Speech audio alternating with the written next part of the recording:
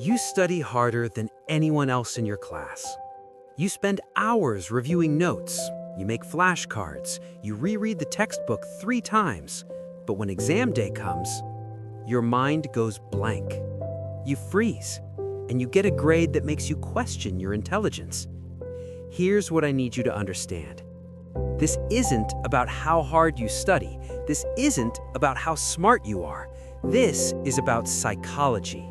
And today, I'm going to show you the 3 hidden reasons your brain sabotages your exam performance and exactly how to fix them. Let's get into it.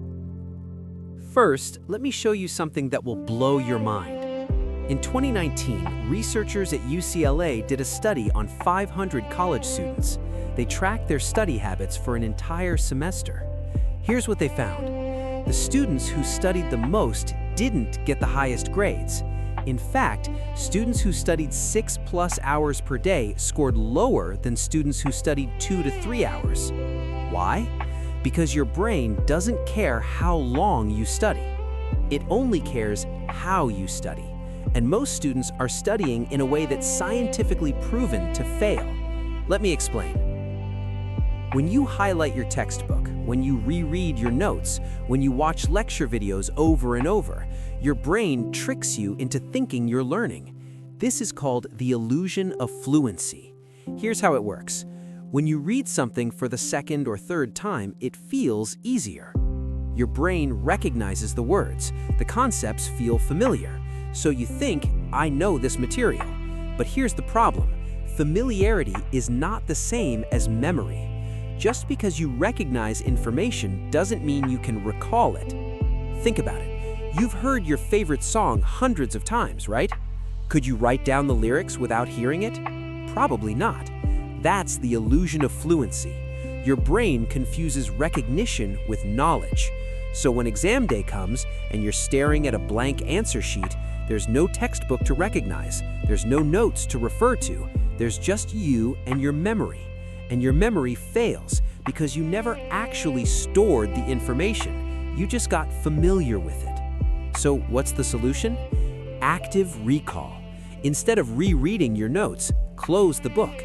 Take out a blank piece of paper and write down everything you remember. This feels hard, uncomfortable, frustrating, and that's the point. When your brain struggles to retrieve information, it sends a signal. This must be important. Store this permanently. That's how you move information from short-term memory to long-term memory. One study from Washington University found that students who used active recall scored 50% higher than students who just reread their notes. 50%. Same material, same amount of time, just a different method. Section 2.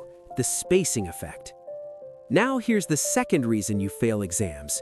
You study at the wrong time. Let me show you what I mean. Most students study like this. Weeks 1 through 3 of the semester, nothing. Week 4, midterm next week, so you cram everything in 2 days. Weeks 5 through 7, nothing. Week 8, finals coming next week, so you pull all-nighters for a week straight. Sound familiar? This is called massed practice, and it's the worst way to learn. Here's why. Your brain has something called the forgetting curve. Within 24 hours of learning something, you forget 70% of it. Within a week, you forget 90%. So when you cram everything in 2 days, you might remember it for the exam, but a week later, gone. And worse, when you try to cram too much information at once, your brain hits overload. Your working memory can only hold 7 pieces of information at a time. So when you're trying to memorize 10 chapters in one night, your brain literally can't process it all. It's like trying to pour a gallon of water into a shot glass. It just spills over. So what's the alternative? Spaced repetition. Here's how it works. Day 1, learn the material. Use active recall to test yourself. Day 3, review the same material. Test yourself again.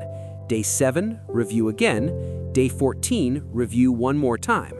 By spacing out your studying, you're giving your brain time to consolidate the information. Each time you retrieve it, the neural pathways get stronger. Think of it like building muscle. You don't go to the gym once and lift weights for 12 hours straight. You go consistently, a little bit at a time, and your muscles get stronger. Your brain works the same way. Studies show that spaced repetition improves long-term retention by 200% compared to cramming. 200%. Same effort, better results. Now here's the third reason you fail exams: stress. Even if you know the material, even if you studied using active recall and spaced repetition, your brain can still shut down during the exam. Let me explain the psychology behind this. Your brain has two modes: thinking mode and survival mode. In thinking mode, your prefrontal cortex is in control. This is the part of your brain that handles logic, reasoning, memory retrieval. This is the mode you need to be in during an exam. But when you're stressed, your amygdala takes over. The amygdala is the primitive part of your brain. It's designed to keep you alive. When it detects a threat, like an exam that determines your future, it activates your fight or flight response. Your heart rate increases, your palms sweat, your breathing gets shallow. And here's the worst part: your prefrontal cortex shuts down. Your brain literally says, "We don't have time to think, we need to survive." So even though you studied for weeks, even though you know the material, you can't access it. Your brain has gone into survival mode. So why do you blank out during exams? It's not because you didn't study, it's because your brain thinks you're in danger. So how do you fix this? Pre-exposure. Before exam day, you need to practice being in a stressful environment. Here's what this looks like. 1. Get practice exams or old tests. 2. Set a timer, no cheating. 3. Sit in a quiet room, no phone, no notes. 4. Take the practice test under real exam conditions. Do this 3 to 4 times before the actual exam. What happens is this: your brain learns this isn't a life or death situation. This is just a test. By exam day, your amygdala stays calm, your prefrontal cortex stays online, and you can actually think. There's also a quick hack you can use right before the exam: deep breathing. Before you start, take 3 deep breaths. Inhale for 4 seconds, hold for 4 seconds, exhale for 4 seconds. This activates your parasympathetic nervous system. It's the system that tells your brain, "We're safe, calm down." Sounds simple, but it works. Studies show that students who use breathing techniques before exams score 12% higher on average. Okay, so let's recap. Reason 1, you fail exams: you're using passive study methods, rereading notes, highlighting textbooks. Solution, use active recall, test yourself constantly. Reason 2, you fail exams: you're cramming instead of spacing. Solution, use spaced repetition, study a little bit every day. Reason 3, you fail exams: test anxiety shuts down your brain. Solution, pre-exposure and deep breathing. Now, here's your action plan for your next exam. Weeks 1 and 2, early prep. After every class, spend 10 minutes doing active recall. Write down everything you remember. Don't cheat. Review what you got wrong. Week 3, mid-prep. Create practice questions for yourself. Test yourself every 3 days on the same material. Notice how it gets easier each time. Week before exam, take 2 to 3 full practice exams under timed conditions. Identify weak spots. Study only those areas. No cramming, just review. Day of exam, don't study the morning of. Your brain needs rest. Do 3 deep breaths before you start. Trust the process. Here's what I want you to understand. Failing an exam doesn't mean you're not smart. It means no one taught you how your brain actually works. Schools teach you what to learn, but they never teach you how to learn. They never teach you about active recall. They never teach you about spaced repetition. They never teach you how to manage test anxiety. So you default to what feels productive: rereading notes, highlighting textbooks, pulling all-nighters. But productivity and effectiveness are not the same thing. You can study 10 hours and learn nothing, or you can study 2 hours and master the material. It's not about effort, it's about strategy. And now you have the strategy.